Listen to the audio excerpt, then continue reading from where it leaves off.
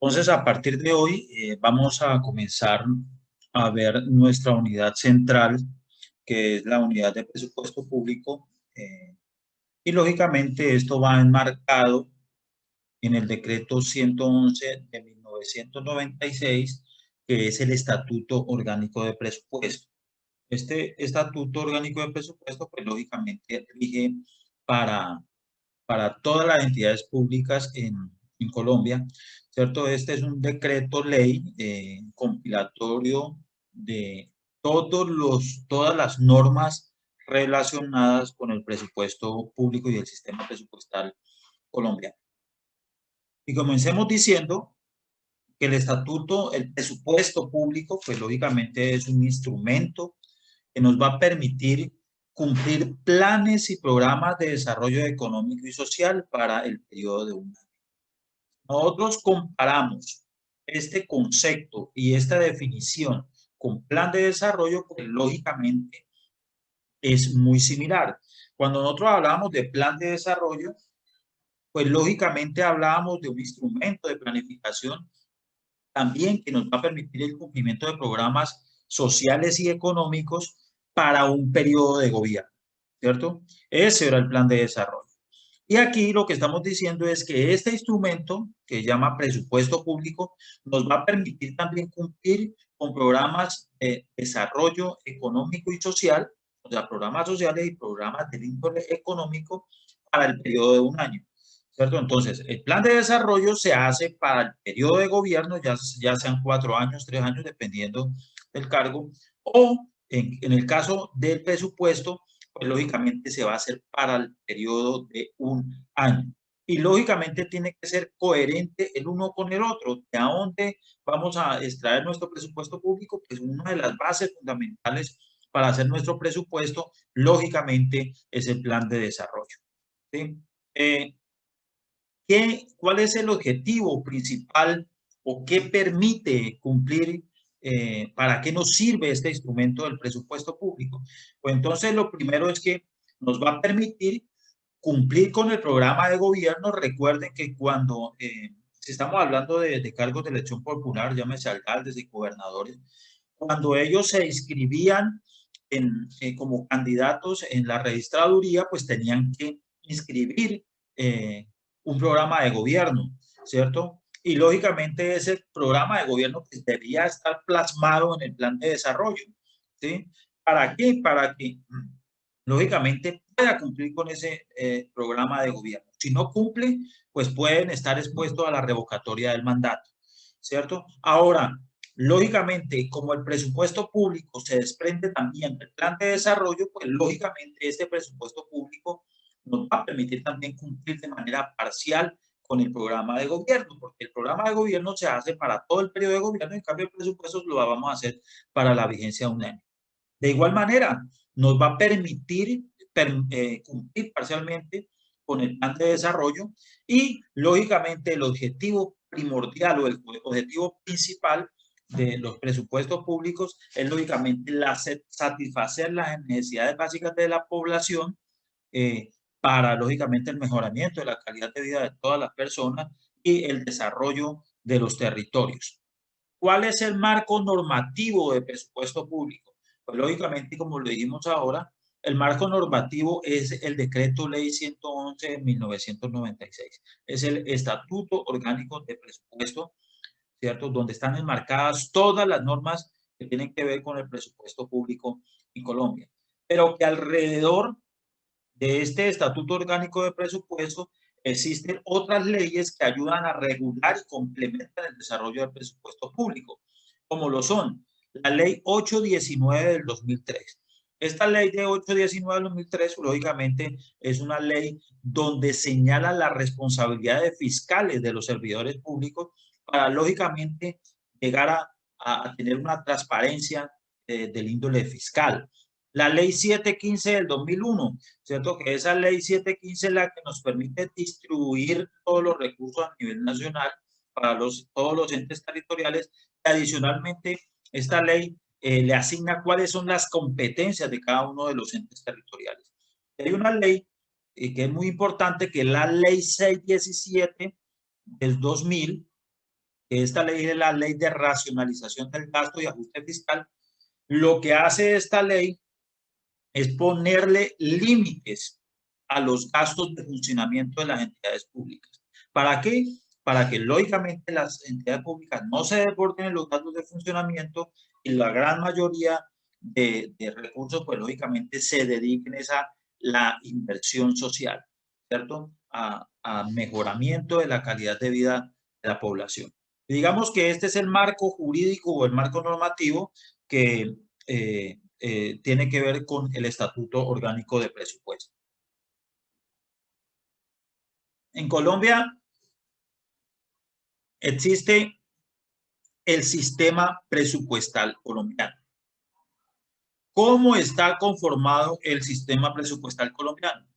El sistema presupuestal colombiano está conformado por tres componentes, ¿cierto? El primer componente es el plan financiero, ¿cierto? Ahorita vamos a hablar un poquito qué es el plan financiero.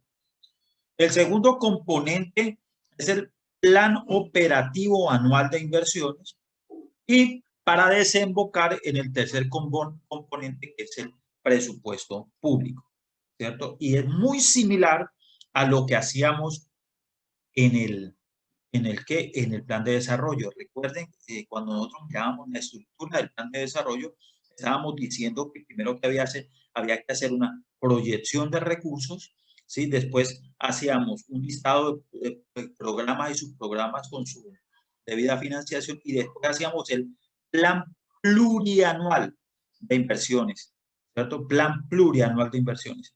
Aquí es algo parecido.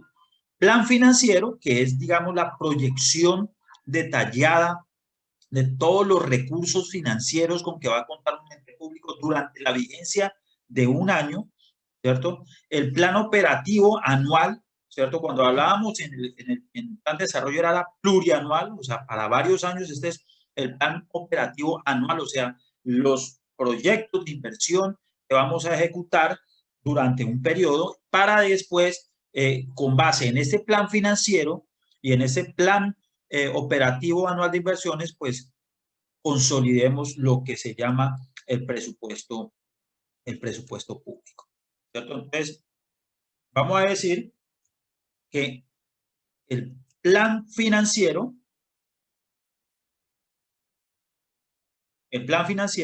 pues lógicamente es un instrumento de planificación y gestión financiera del sector público a mediano plazo, ¿sí? O sea, lógicamente para la vigencia de un año. En este plan financiero lo que se tiene considerado es proyectar los ingresos en detalle, ¿cierto? Vamos a proyectar como si fuera un presupuesto simple, pero en detalle vamos a proyectar los ingresos con que va a contar el municipio o la entidad pública para el periodo de un año, y también vamos a proyectar los gastos que nosotros vamos a tener para el periodo, pero esos gastos, pues ya no lo vamos a hacer de manera detallada, sino que lo vamos a hacer por sectores, como hacer una distribución de los ingresos para saber en qué sectores me voy a gastar ese dinero. El plan financiero, pues lógicamente, tiene que ver o es muy coherente o debe ser compatible a lo que llamamos nosotros el PAC, el plan anual de caja. ¿Sí? Que el plan anual de caja es la proyección de los pagos que se van a realizar y la proyección de los recaudos. Uno va a ser la proyección de los ingresos y otro la proyección de los recaudos. El otro es la proyección de los gastos y el PAC, lógicamente, va a ser la proyección de los gastos, de los pagos que se van a realizar. A nivel nacional, el plan financiero pues lo hace es el CONFIS, que es el Consejo Superior de Política Fiscal, que está adscrito al Ministerio de Hacienda y Crédito Público y lógicamente coordinado por el Departamento Nacional de Planeación, que lógicamente se hace parte de toda la estructura de planificación del Estado colombiano. Luego de que la entidad pública realice ese plan financiero, donde lo más importante es el detalle de los ingresos para el periodo, pues vamos a hacer el plan operativo anual de inversiones, que normalmente lo conocemos como POAI, Plan Operativo Anual de Inversiones. Este plan, lo que vamos a hacer es proyectar todos los proyectos de inversión, y estos proyectos de inversión que vamos a ejecutar para el periodo de un año deben estar clasificados por sectores, y en cada sector, cada uno de los programas, ¿cierto? Lógicamente, este plan operativo anual de inversiones tiene que ser coherente con el plan plurianual de inversiones del Plan Nacional de Desarrollo, ¿cierto? Lógicamente, aquí ya va en detalle cada uno de los programas con su debida financiación. Y mientras que nosotros, digamos, mientras que nosotros, cuando nosotros ya tengamos el plan financiero y el plan operativo anual de inversiones, ¿cierto? Entonces vamos a consolidar el presupuesto público de la vigencia, ¿sí? ¿Cuál es la conformación del presupuesto público de la vigencia? Entonces, la estructura del presupuesto público, tenemos un presupuesto de ingresos, ¿cierto? Un presupuesto de gastos y las disposiciones generales, ¿sí? El presupuesto de ingresos, pues lógicamente es la proyección de todos los recaudos que vamos a tener.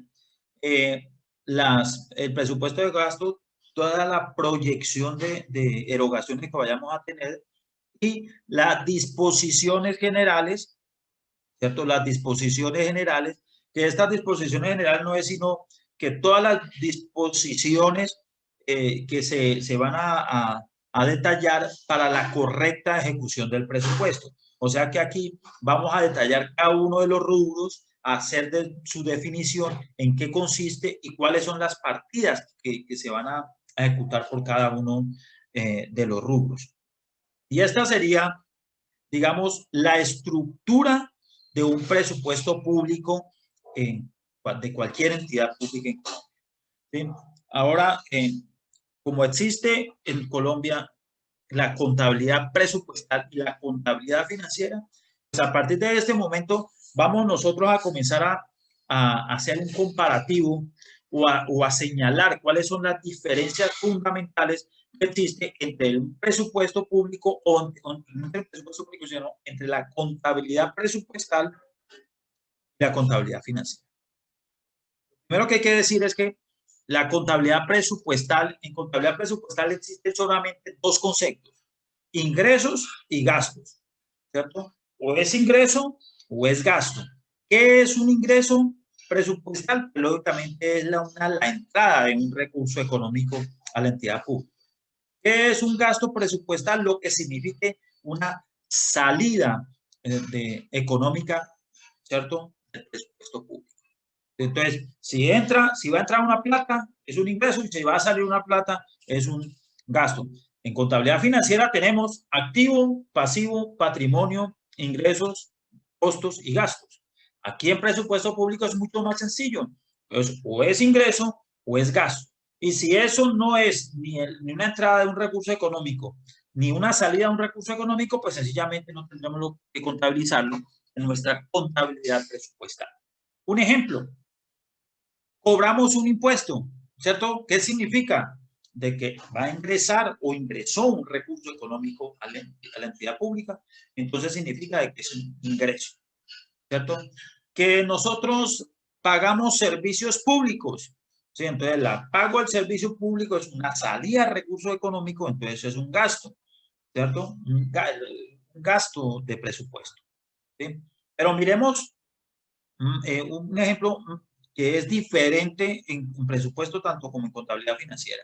Por ejemplo, que nosotros compramos un computador, ¿sí? Compramos un computador. Entonces, ese computador, al comprar computador, significa que va a salir un recurso económico, ¿sí? Un recurso económico.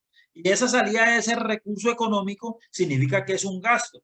Entonces, en presupuesto público, la compra de un computador es un gasto, porque eso amerita la salida de un recurso económico. Si nosotros vamos a contabilidad financiera, ¿cierto? Si nosotros compramos un computador para el uso de la entidad, pues lógicamente eso no es un gasto, sino es una propiedad, planta de equipo. Por aquí me están levantando la mano Ya puede Cristian Rodríguez, puede activar. Sí, buenas noches. Hola, profe, ¿qué más? Buenas noches, ¿cómo está?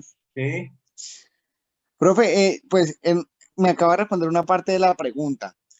ujú. Eh, Su merced dice que pues cualquier compra en el presupuesto público va a ser un gasto, ¿cierto? Señor. ¿Sí? Entonces vamos con el tema del computador. A la finalización del periodo queda ese computador. ¿Eso no es recuperable? ¿Eso ya, chao, perdió? Así que es recuperable, chavo, perdió. No Es lo que lo que pasa, entiendo. como se lo acaba de decir, la propiedad planta de equipo de cierta forma es recuperable, ¿sí? Porque Sí, pues se amortiza, pero vamos a recuperar cierta plata, digamos, vale 1.000.000, lo vendemos en 500, ¿sí? Se recuperó sí. algo. Pero usted me dice que en el presupuesto público no se tiene en cuenta eso. No, yo ya más o menos le entiendo qué es lo que, qué es lo que usted quiere decir. Entonces, mire, lo primero que hay que tener en cuenta es que la contabilidad presupuestal se lleva por partida simple, ¿cierto? Un solo registro, partida simple, lo más chévere, un No, solo registro, ¿cierto? Entonces significa de que si usted tiene dos conceptos en presupuesto público, entonces usted tiene o un ingreso o tiene un gasto. ¿Sí? Y entonces en este caso, la compra del computador es una salida de recursos económicos, es un gasto presupuestal, ¿cierto? En ok, ya. contabilidad financiera, en contabilidad financiera es por partida doble. ¿Sí? La partida doble, ¿qué significa? Que usted ingresó un activo, que es una propiedad de planta de equipo, y también va a salir, va a ser una salida de efectivo, ¿cierto? Esa es la partida doble. Pero entonces en presupuesto público es solamente eso, gasto. Aquí en presupuesto público nosotros no vamos a controlar activos porque los activos no hacen parte de la contabilidad presupuestal. Entonces, ¿cómo controlamos los activos? Los activos los controlamos a través de la contabilidad financiera. ¿Por qué? Porque en la contabilidad financiera, si vamos a ingresar una propiedad, planta y equipo y se va a depreciar y se va a controlar. Eso lo hacemos en la contabilidad financiera. En la contabilidad presupuestal simplemente vamos a registrar ingresos y gastos. ¿Sí? Entonces, se compró el computador, ¿cierto? Es un gasto presupuestal y hasta ahí llega el presupuesto. De ahí para adelante, todo el control de ese activo que se compró, pues, lógicamente, ese control nos lo va a brindar en la contabilidad financiera, ¿cierto? Pero como contabilidad presupuestal, sencillamente vamos a tener dos conceptos única y exclusivamente, y es ingreso o gasto, y eso se registra por partida simple, ¿cierto? Un solo registro. Compramos computadores, es una salida económica, entonces es un gasto presupuestal. Y se registra el gasto presupuestal. ¿Contra qué? No, contra nada, porque eso es partida simple, ¿ok?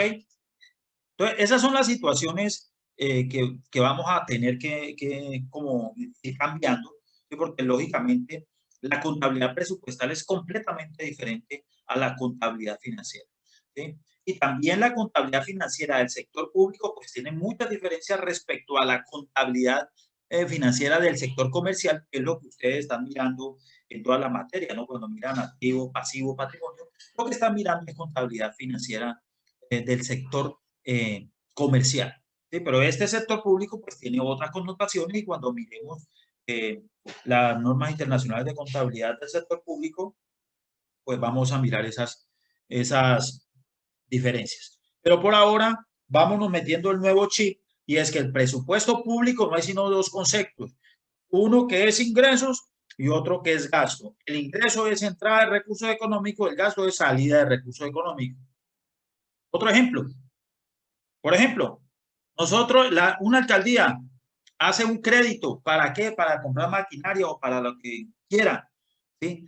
El crédito, si usted hace un crédito, un préstamo en una entidad bancaria, significa que la entidad bancaria nos va a entregar un dinero, o sea, va a haber un recurso, un ingreso, un recurso financiero. Entonces, hacer un crédito significa que eso es un ingreso presupuestario.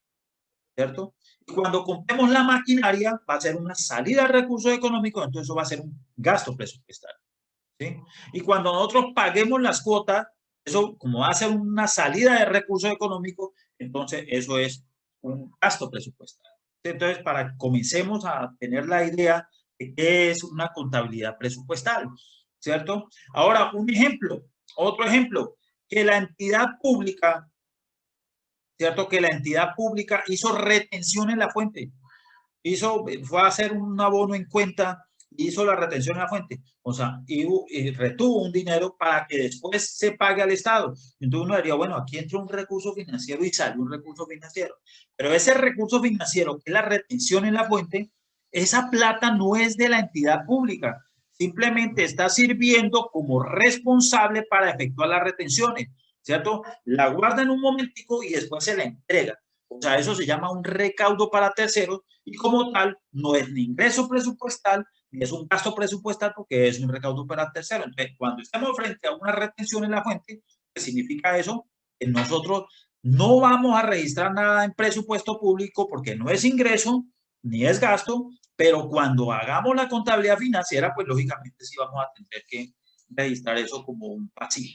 ¿Listo? Entonces eso para que comencemos a tener claridad frente a los conceptos que nosotros vamos a manejar en contabilidad presupuestal. Primera regla, se registra por partida simple. Segunda regla, no existen sino dos conceptos presupuestales. Uno que es ingreso de recursos económicos, otro concepto que es gasto y que significa salida de recursos económicos, ¿cierto? Y solamente esos dos conceptos son los que vamos a contabilizar. El presupuesto público, pues decíamos que la estructura de todos los presupuestos públicos es la misma, independientemente del tipo de entidad pública. Solamente van a cambiar ya las partidas auxiliares. Y decíamos que está estructurado de la siguiente manera. Presupuesto de ingresos, presupuesto de gastos y las disposiciones generales, ¿cierto? Otro de los principios importantes del presupuesto público es el equilibrio presupuestal en la programación. Y siempre cuando nosotros programamos, ese concepto lo vamos a ver más adelante, que programamos es hacer el presupuesto inicial, siempre vamos a programar ingresos iguales a gastos, ¿cierto? Ingresos iguales a gastos. Y normalmente en el sector público se hace el presupuesto de gastos primero, ¿cierto? Para saber cuántos ingresos necesitamos. Y cuando no alcanzan los ingresos para cubrir o financiar esos gastos, pues entonces adivinen qué, reforma tributaria para conseguir más impuestos, ¿cierto? Pero al momento de programar, ¿cierto? Nosotros vamos a hacer, vamos a proyectar los ingresos iguales a los gastos para que siempre se mantenga el equilibrio presupuestal. Entonces, el presupuesto de ingresos se clasifica en dos, ingresos corrientes y recursos de capital. ¿Sí? Los ingresos corrientes, pues lógicamente son los que habitualmente la entidad pública recibe en su desarrollo de la entidad, ¿cierto? Los que habitualmente recibe. Y los recursos de capital son aquellos recursos extraordinarios que recibe esporádicamente y que lógicamente provienen, en la gran mayoría de casos, provienen de la explotación de sus propios activos. ¿Sí? Entonces, por ejemplo, un recurso de capital son los rendimientos financieros de una cuenta de ahorros, ¿cierto? La cuenta de ahorros es un activo que tiene la entidad pública y esa cuenta de ahorros, pues lógicamente está originando unos rendimientos o unos intereses y ese interés es un ingreso de un recurso económico, es un ingreso presupuestal y entonces es un recurso de capital porque proviene de la explotación de uno de los activos. O por ejemplo que un municipio tiene una volqueta ya vieja que cumple su vida útil y la vende, ¿cierto? Entonces vende ese activo, entonces va a ingresar un dinero, es un recurso de capital porque viene de la explotación de los recursos de un activo, ¿cierto? Por ejemplo, si una empresa tiene acciones si un municipio, por ejemplo, tiene acciones en la electrificadora del Huila, todos los municipios del Huila son socios accionistas de la electrificadora del Huila. La electrificadora del Huila todos los años da unos excedentes financieros, entonces distribuye unos dividendos entre todos sus socios. Esos dividendos son un recurso de capital porque lógicamente provienen de la explotación de los activos fijos, ¿cierto? El crédito, cuando nosotros hacemos crédito, la entidad pública hace crédito, ese crédito, si no es la explotación de un activo de la entidad, pero es un recurso económico que ingresa y que ingresa de manera especial o extraordinaria, porque los municipios o la entidad pública no todos los días están haciendo crédito, entonces es un recurso de capital, ¿cierto? Todo ese tipo de la regalía, por ejemplo, también son explotación de los recursos naturales que son activos del Estado, entonces todo eso son recursos de capital. Y los ingresos corrientes son los que normalmente, por su desarrollo de su actividad normal, pues son los que percibe o recauda, ¿cierto? Esos ingresos corrientes se dividen en dos, en ingresos tributarios y ingresos no tributarios. Los ingresos tributarios son los impuestos, ¿cierto? Los impuestos. Entonces, dependiendo del tipo de entidad, pues aquí se desglosarán cada uno de los impuestos que se van a tener, ¿sí? Ejemplo, si es un municipio, entonces son los impuestos que cobra el municipio. Impuesto predial, industria y comercio, sobre tasa la gasolina, etcétera, etcétera. Si es un departamento, pues entonces el impuesto de vehículos, impuesto de registro, impuesto de degüello de ganado mayor, etcétera, etcétera, etcétera. Si es la nación, entonces son los impuestos del nivel nacional, de que el IVA, que el impuesto a la renta, que el impuesto al consumo, etcétera, etcétera. ¿Cierto? Que es una entidad descentralizada, ¿cierto? Como por ejemplo, ¿cuál? Por ejemplo, una empresa de servicios públicos tendrá ingresos tributarios, no porque la empresa de servicios públicos no cobra impuestos, entonces no tendrá ingresos tributarios, tendrá ingresos no tributarios, tendrá ingresos no tributarios. Entonces, ¿cuáles son los ingresos no tributarios? Entonces serán las multas, las tasas, las contribuciones y la transferencia, ¿cierto? Entonces, multas y sanciones. Entonces, por ejemplo, las multas tributarias, ¿sí? Las multas del Código de Policía, las multas de tránsito, todo ese tipo de multas son ingresos no tributarios. Las tasas. Entonces, recordemos un poquito qué es un impuesto, qué es una tasa y qué es una contribución, ¿sí? Impuesto es, lógicamente, un pago obligatorio al Estado para satisfacer las necesidades de la población en el mejoramiento de su calidad de vida. ¿Qué es una tasa? Pues lo mismo. ¿Qué es una contribución? Pues lo mismo. ¿Cuál es la diferencia entre impuesto, tasa y contribución? Que va a ser la primera pregunta del examen. Diferencia. Entonces, para que quede clarísimo como el agua del río Magdalena, bueno, un poquito más claro, porque ya no, el río Magdalena no es como tan clara, ¿no? Entonces, el impuesto es un pago obligatorio a favor del Estado, ¿cierto? Que no tiene retribución directa. ¿Cómo así que no tiene retribución directa? Usted tiene retribución indirecta. O sea, que si usted paga impuesto, usted no va a recibir nada a cambio del pago de ese impuesto. Lo que usted espera con el pago de ese impuesto es que el Estado colombiano revierta ese pago de impuesto en el mejoramiento de la calidad de vida de todo el mundo. O sea, un beneficio indirecto, general, ¿sí? Que lógicamente usted puede verse inmerso en ese beneficio, pero directamente no puede recibir acá nada. Diferente a la tasa, porque la tasa, en este caso, la tasa es el pago obligatorio, pero que usted está recibiendo un beneficio directo. Prácticamente usted está pagando por recibir un beneficio del Estado. Sí, usted un ejemplo de eso, una tasa, ¿cuál? Por ejemplo, el peaje.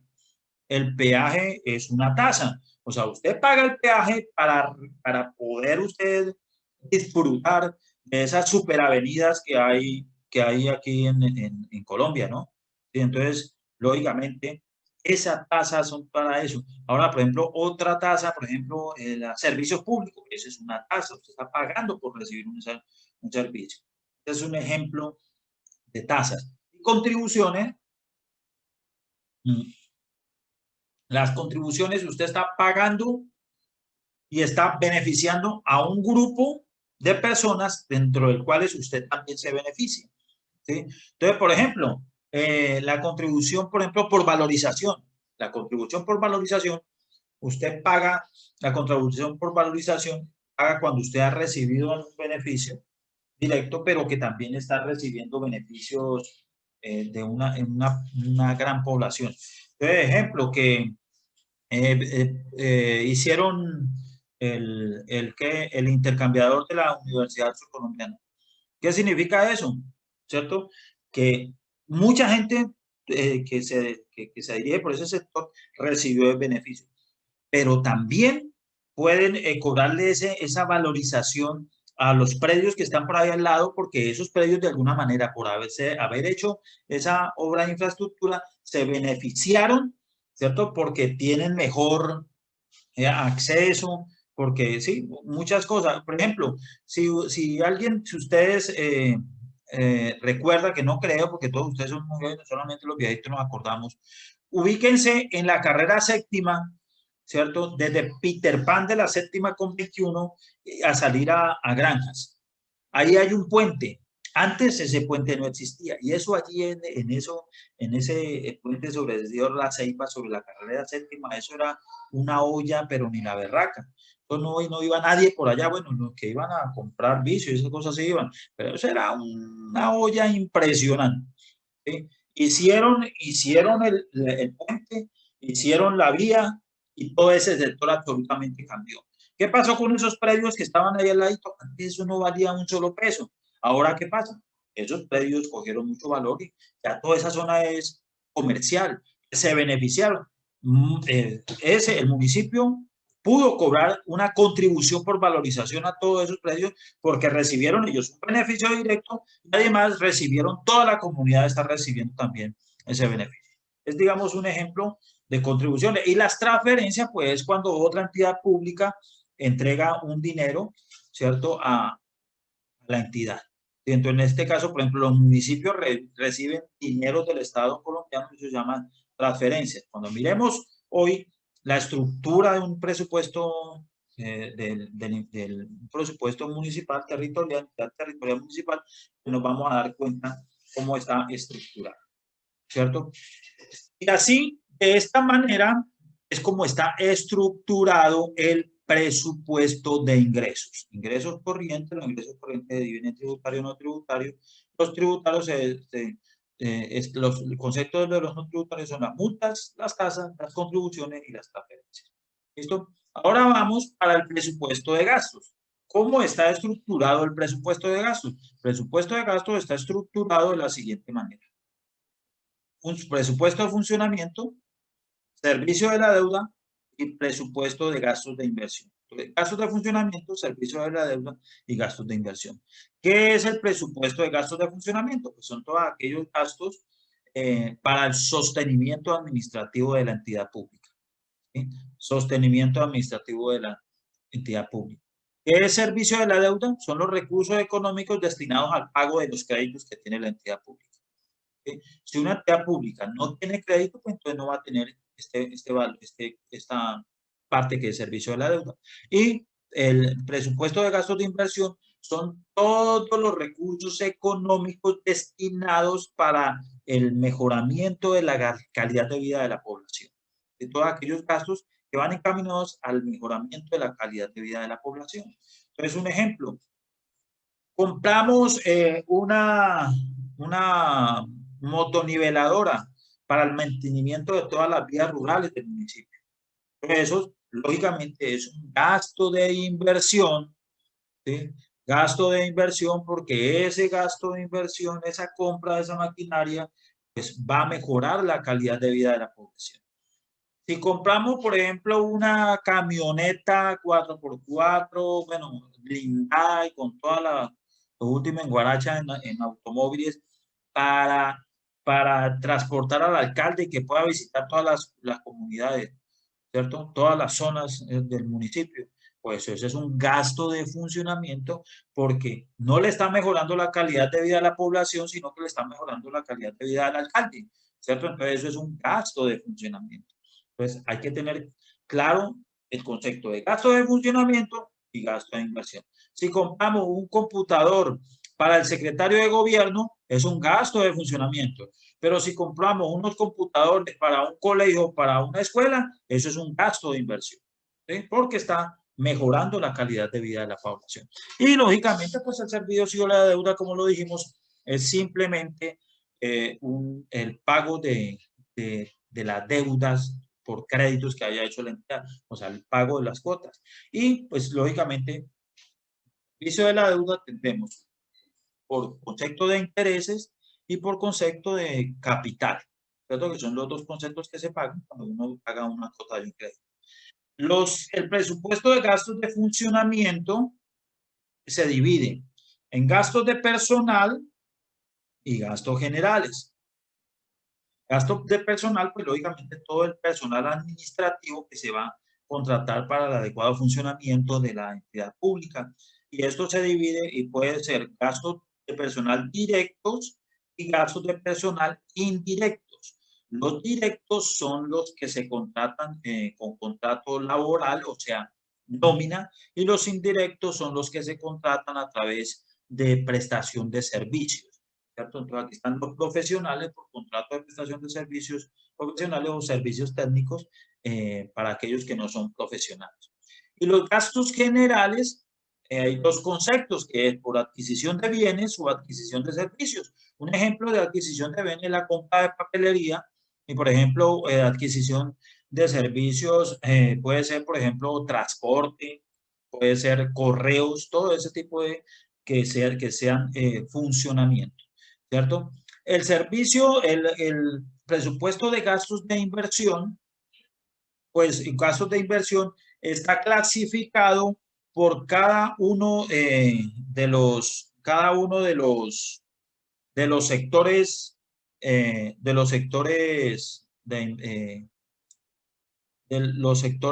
que se va a hacer la inversión, ¿cierto? Entonces, denme un segundo, aquí hay un error, espérese. Denme un segundo, que aquí no es pensión, sino educación. Entonces vamos a corregirlo.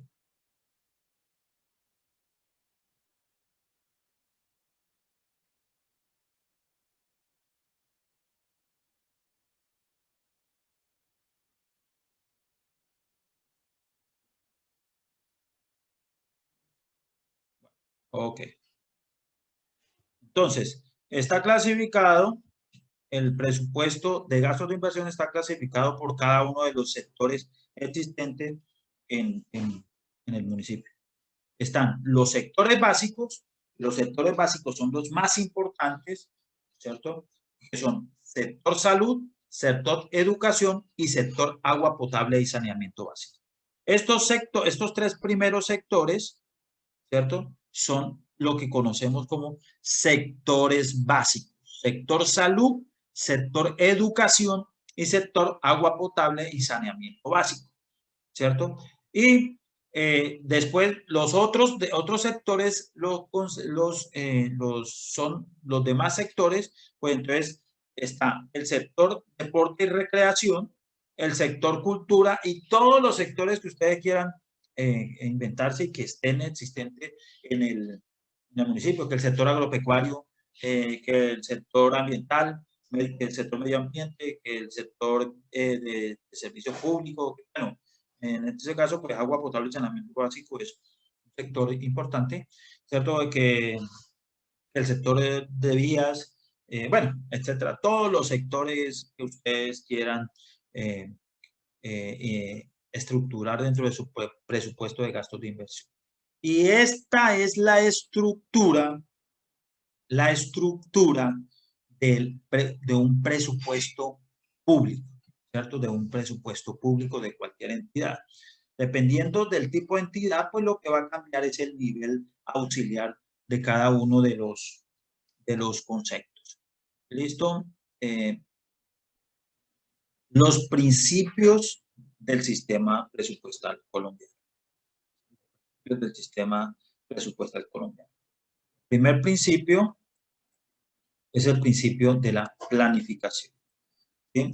No hay que digamos, confundir los principios del plan de desarrollo y los principios del sistema presupuestal, ¿cierto? O sea, los sistemas aplicables, los principios aplicables al presupuesto público. El primer principio es el principio de la planificación, ¿cierto? Y esto significa que el presupuesto debe ser concordante con el plan de desarrollo, ¿sí? Y lógicamente el plan financiero y el POAI, el presupuesto, deben ser concordantes con el plan de desarrollo, ¿cierto? Y eso es lo que significa el principio de planificación y lógicamente, ¿cierto? ¿Cuál es la diferencia? La diferencia es que el plan de desarrollo lo hemos hecho para 4 años y el presupuesto, pues el plan de desarrollo nos va a servir para sacar 4 presupuestos en cada uno de los años, ¿cierto? Y lógicamente, la base fundamental para elaborar el presupuesto, lógicamente, es el plan de desarrollo. Y ese es el primer principio. Segundo principio, principio de la anualidad. El principio de la anualidad significa que el presupuesto público se hace para la vigencia de un año, ¿cierto? Y comienza el 1 de enero y termina el 31 de diciembre, ¿cierto? Al cabo de este periodo se hace el cierre presupuestal, ¿cierto? Y se inicia con una nueva vigencia. Y o sea, la vigencia del presupuesto es anual, para un año, del 1 de enero hasta el 31 de diciembre, ¿cierto? Tercer principio, principio de la universalidad. El principio de la universalidad, pues lógicamente tiene que ver que todos los gastos, la totalidad de los gastos públicos que se pretenden ejecutar en el periodo, deben estar contenidos en el plan de desarrollo, ¿cierto? Deben estar contenidos en el plan, en el presupuesto público. La totalidad de los gastos que se piensan ejecutar deben estar contenidos en el plan, en el presupuesto, ¿cierto?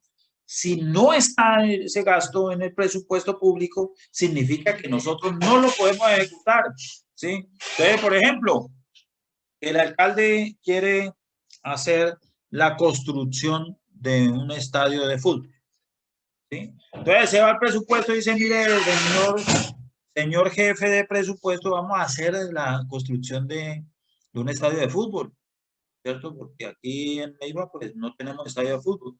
Tenemos es una cancha de fútbol, Guillermo Plaza del Cid, ¿cierto? La cancha de fútbol que hizo Plaza del Cid, con unas ruinas inmensas en honor a la corrupción en Colombia, ¿cierto? Por ser el primer país. Corrupción, eso dice, ¿no? Pues una muestra de eso, pues, es esa magnífica estructura toda deteriorada, ¿sí? Pero hacemos un alarde porque la cancha de fútbol Guillermo Plaza sí es una de las mejores que está en un excelente gramado, ¿cierto? Es una de las mejores. Lástima que lo que está alrededor pues no sirva para nada, ¿sí? Entonces, vamos a hacer un nuevo estadio. El alcalde quiere hacer un nuevo estadio. ¿Qué significa? Va usted a mirar el presupuesto y le dice, señor alcalde, en el presupuesto no hay nada para hacer no hay programado la construcción de un estadio. Entonces, ¿qué significa? Que no podemos hacer el estadio, ¿cierto? Eso significa el principio de la universidad. Todos los gastos públicos deben estar contenidos en el presupuesto y solamente esos que están ahí en el presupuesto son los que vamos a poder llevar a cabo o ejecutar. Otro principio, principio de la unidad de caja. De la unidad de caja, ¿cierto? En la realidad, este principio ya perdió vigencia. Sin embargo, todavía está eh, dentro del el Estatuto Orgánico de Presupuesto. Y eso significa que todos los recaudos, ¿cierto? Todos los recaudos hacen una sola caja para atender el pago oportuno de todos los gastos, ¿sí? Eso es posible que, pues no, yo creo que ni siquiera a nivel nacional, ¿sí? O sea, es como si nosotros tuviéramos todo un solo bolsillo y comenzar a entrar la plática y la metemos en el bolsillo. Y si vamos a tener un gasto, pues entonces sacamos de ese mismo bolsillo, pero en realidad eso no. Eso ya no está vigente en la práctica. ¿Por qué? Porque hay unos recursos de uso restringido, ¿cierto? Por ejemplo, los dineros del sector salud usted los tiene que única y exclusivamente utilizar para el pago de salud, no lo tiene que poder, entonces no los puede utilizar en otra cosa diferente, sino el pago del sector salud. Si usted se gasta esa platica o utiliza esa platica para otras cosas diferentes a la salud, pues lógicamente, pues estaría cometiendo un peculado por indebida apropiación de los dineros del Estado. Por ahí había alguien levantaba la mano, pero creo que la bajaron otra vez. Sí, parece que sí.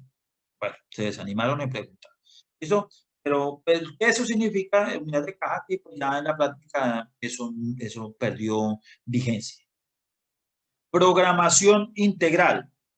El principio de la programación integral significa que todo programa que nosotros tengamos en el presupuesto tiene que estar contemplado tanto unos gastos de inversión como gastos de funcionamiento. ¿Sí? El presupuesto necesita tanto de gastos de inversión como gastos de funcionamiento. Entonces, si bien es cierto que la ley 617 nos limita los gastos de funcionamiento, eso no significa que no tengamos gastos de funcionamiento y que los gastos de funcionamiento son necesarios, ¿cierto? Y lógicamente, si son necesarios, pues hay que presupuestarlos y dentro de esa programación integral tiene que ir tanto los gastos de funcionamiento necesarios para poder llevar a cabo toda la ejecución. Y entonces por eso tenemos gastos de funcionamiento y gastos de inversión de manera integral.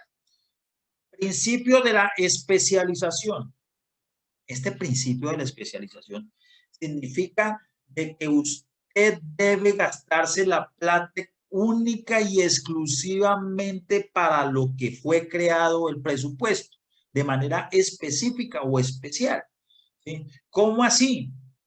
¿Cierto? Que si usted tiene en su presupuesto una partida que se llame construcción de 1 kilómetro de placa huella, por decir algo, pues usted esa platica se la tiene que ejecutar y gastar en eso, en la construcción de una placa huella. No puede decir, no, es que esta placa huella más bien la voy a utilizar más bien para hacer una cancha de fútbol, porque para mí es más importante. No, usted tiene que gastarse la plata para lo que fue creado el rubro, ¿sí? De manera especial. Acuérdense, si usted se la gasta la plata en otra cosa diferente al concepto para el cual fue creado, pues está haciendo una indebida apropiación de los recursos del Estado. Otro principio, el principio de la inembargabilidad. El principio de la inembargabilidad significa que los recursos del presupuesto general de la nación son inembargables, ¿cierto? Tanto que los tenga el Estado a nivel nacional o cualquier entidad territorial, ¿sí? Entonces son inembargables. Por eso, el Ministerio de Hacienda exige el manejo de unas cuentas maestras. Esas cuentas maestras son unas cuentas exclusivas para el manejo de los recursos que provienen del presupuesto general de la nación. Como ya lo vamos a ver más adelante, la nación le entrega unos recursos a todos los entes públicos territoriales, departamentos y municipios, y esos recursos provienen del presupuesto general de la nación. Y como provienen del presupuesto general de la nación, son inembargables. Entonces, por eso tenemos que tenerlos una cuenta exclusiva y nosotros tenemos que notificarle a los bancos, mire, esta cuenta es una cuenta maestra que proviene del presupuesto para que no la puedan embargar, ¿cierto? Pero si nosotros tenemos entonces, en eso recursos revueltos, pues entonces, pues, ¿cómo vamos a saber cuánto es del presupuesto y cuánto no? Por ejemplo, una empresa de servicios públicos. La empresa de servicios públicos, sus ingresos son por la prestación de los servicios, ¿cierto? De agua, alcantarillado y aseo, las que tengan aseo, ¿cierto? Y resulta que el Estado, los municipios, entregan unos subsidios para los estratos 1 y 2, ¿cierto? Esos subsidios no es que la empresa de servicios públicos nos rebaje, no.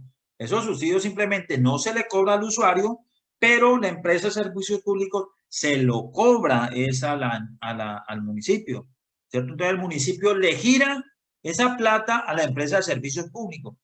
Esa plata de servicios públicos, pues lógicamente esa plata proviene es del presupuesto general de la nación. Entonces, si la empresa de servicios públicos quiere que esa plata de subsidios no se le embargue, pues simplemente tienen que darle un manejo exclusivo, donde van a decir aquí solamente manejo la plata que viene del presupuesto general de la nación y le notifica al banco, ¿cierto? Para que esa cuenta se torne inembargable, porque los demás recursos, ¿sí? Que los demás recursos que son, provienen del sector que paga los servicios públicos, pues esos recursos públicos, entonces, esos recursos sí son embargables, pero los recursos que provienen del presupuesto, pues entonces no lo pueden embargar. Por aquí hay una pregunta, Santi, ya puedes activar el micrófono. Buenas noches, profe. ¿Cómo Profe, estás, en el Santi? caso, bien, sí, señor. En el caso de la salud, una institución prestadora de salud, una clínica privada, ahí, ¿cómo sería el tema? Porque, pues, yo tengo entendido que los recursos de esta entidad se pueden embargar, ¿sí? Pero, pues, también sé que reciben recursos públicos. Entonces, no sé la diferencia con lo Igual, que está Santi, diciendo usted. igual, es lo mismo. Mire, si una entidad, una IPS, ya sea privada o sea pública, le presta servicios, por ejemplo, del régimen subsidiado, ¿cierto? Servicios del régimen subsidiado. Esos recursos del régimen subsidiado provienen del presupuesto general de la nación. ¿Cómo es el funcionamiento? ¿Cierto? Le asignan el recurso al municipio y dependiendo del número de habitantes, pues le asignan ese recurso, pero hay una entidad que en este momento se llama el ADRES, que es la administradora del recurso, y el ADRES le hace directamente la consignación a la IPS por los recursos del régimen subsidiado. Y allá, ADRES le exige a la IPS que tenga una cuenta maestra exclusiva para el manejo de los recursos que provienen del ADRES. Si ustedes lo manejan de esa manera, entonces ustedes tienen que notificarle al banco que esa cuenta es una cuenta maestra para manejo exclusivo de los recursos de la salud que vienen del presupuesto general de la nación. Esa cuenta se convierte inmediatamente en embargable. Adicionalmente, esos recursos no es de la salud que provienen del presupuesto público, del presupuesto general de la nación, no están ni siquiera grabados con el 4%. ¿Cierto? Entonces, ¿qué tiene que hacer una IPS? Tener como mínimo dos cuentas. Una cuenta para manejar los recursos que vienen del ADRES, ¿cierto? Porque proceden del presupuesto general de la nación, y otra cuenta para manejar los demás recursos, como cuáles que usted le prestó servicios a una medicina prepagada o a otro tipo a los particulares. Esos recursos sí son embargables, pero los recursos que provienen del presupuesto general de la nación, usted tiene que tener una cuenta exclusiva y le tiene que informar al banco que esa cuenta es exclusiva para ese manejo de los recursos, para que la entidad pública con esa plata no la pueda embargar. Pero si tiene usted una sola cuenta donde entran recursos de todas partes, pues usted no puede saber cuáles son recursos del presupuesto general de la nación y cuáles son recursos de otra índole diferente al presupuesto general de la nación. En este caso se convertiría en embargable. ¿Listo? Gracias, profe, muy amable. Ok, con mucho gusto. Bueno, continuamos. Entonces, seguimos entonces con el siguiente. Estos dos principios, que es el coherencia macroeconómica y el otro principio que es homeostasis presupuestal. Uno dice, bueno, homeostasis presupuestal, eso tiene que ver con la vacuna de COVID-19, ¿sí? ¿No? ¿Algún efecto? No, no, son principios aplicables, es única y estos dos principios de coherencia macroeconómica y homeostasis presupuestal son únicas y exclusivamente aplicables al presupuesto general de la nación, ¿cierto? El principio de la coherencia macroeconómica significa que el presupuesto debe ser compatible con las metas macroeconómicas que fije el gobierno. ¿Cierto? ¿Cómo así? Que si el gobierno fija un crecimiento, unas metas macroeconómicas de crecimiento del 2 o 3%, pues de la misma manera todo el presupuesto debe crecer en la misma proporción. ¿Cierto? Que si se ha fijado unas metas de inflación, pues lógicamente esas metas de inflación debe ser coherente con el presupuesto. La homeostasis presupuestal es algo muy parecido. Dice que el crecimiento real de la economía O sea, el crecimiento real del presupuesto de ingresos debe obedecer también al crecimiento real de la economía, ¿cierto? Entonces, que si la economía creció el 3%, entonces el presupuesto de ingresos también debe crecer el 3%. Y lógicamente, pues digamos que estos dos principios aplican única y exclusivamente para el presupuesto general de la nación, ¿cierto? Y estos, digamos que son los principios que se deben observar en el presupuesto público o en el sistema presupuestal colombiano, que lógicamente ya dijimos que estaba estructurado en plan financiero, plan operativo anual de inversiones y presupuesto público.